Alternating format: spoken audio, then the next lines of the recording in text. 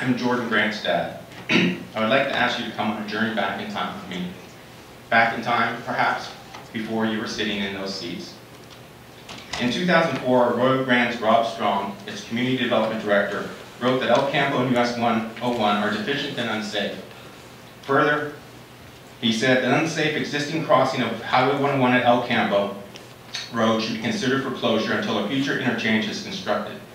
It may be inconvenient for Napomo and Falcon Ridge, but access to northbound 101 is unsafe at this crossing. Jordan was 4 years old.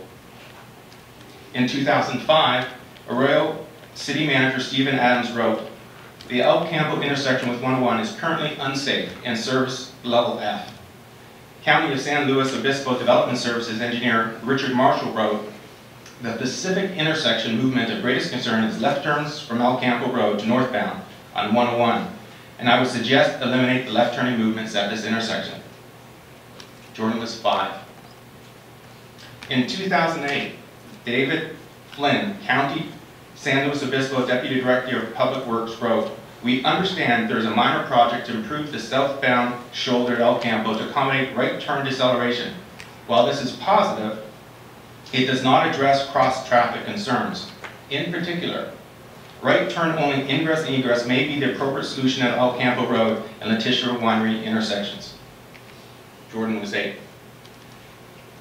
Now we are in 2009, and Caltrans civil engineers Steve Wyatt and Roger Barnes has just published reports that state El Campo and other medians like it needed to be closed, or people in the future would be injured or killed. Further, they wrote, "This project would address the potential for future cross-median collisions and would reduce the number of broadside collisions at the intersection of Highway 101 and El Campo Road." They wrote, "This project would address the documented concerns raised by SLOCOG, City of Arroyo Grande, San Luis Obispo County, and county supervisors." They wrote, "Vehicle trips diverted to adjacent locations as a result of this project would not have a significant impact." They wrote that because they did a study, and they proved that it would not.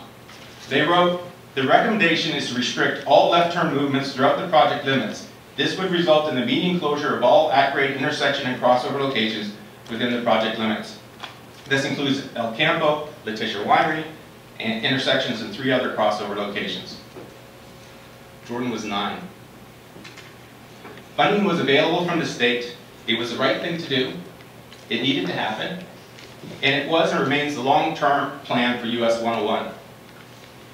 Per Santa Maria Times article, as initially proposed, the barrier would have blocked cross-traffic at all of the highway crossings, including one at Letitia Vineyard. But it was particularly aimed at closing the El Campo crossing, where the accident rate had been steadily climbing. The crash frequency at El Campo Road rose from 3 in 1998 to 10 in 2008, according to Caltrans reports released in 2010. At that time, a total of 185 collisions resulted in 3 fatalities and 101 injuries that have been reported along this 5-mile stretch of highway. Jordan was 10. In 2011,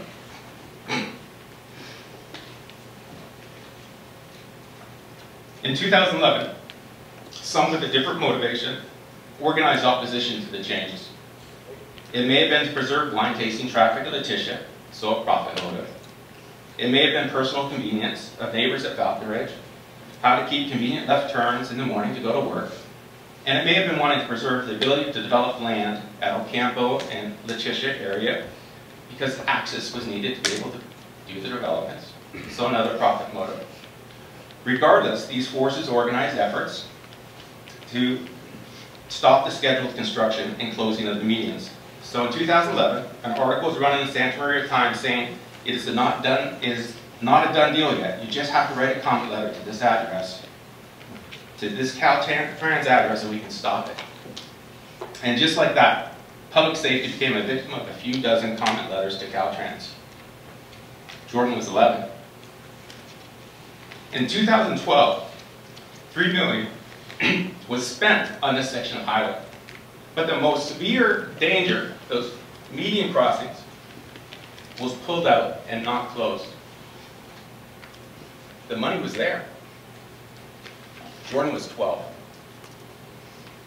On August 15th, as you heard already, 2018, Susie Smith's Lexus SUV was hit by a car, darting out onto 101. Susie's car rolled and she had severe back and head injuries. The driver that darted out said, "I didn't see her." Her husband, Jane Smith, contacted Royal Grant and the county to request something to be done about this danger. So the county put a traffic counter on El Campo and started counting cars.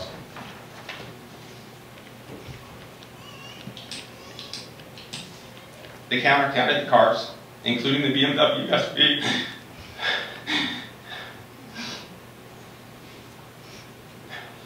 that darted out onto 101 and ran over and killed our beloved son, George Grant.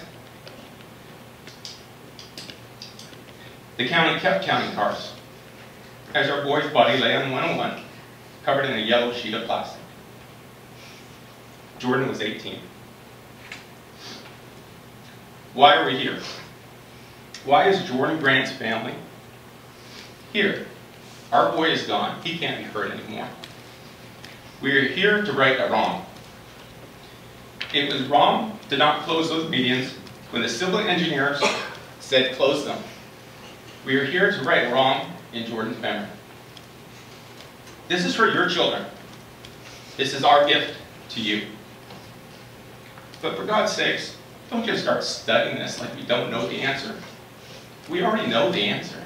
We knew the answer back then, and we know what the answer is right now. Our request, please act with urgency to stop the left-hand turns across 101 in El Campo and other median crossings like it. Please do this before some Sunday evening in the future. John McDaniels from the Sheriff Coroner's office is at the door of your home with tears streaming down his face. And you know before he says anything that your world has been forever crushed. It will never be the same. Thank you.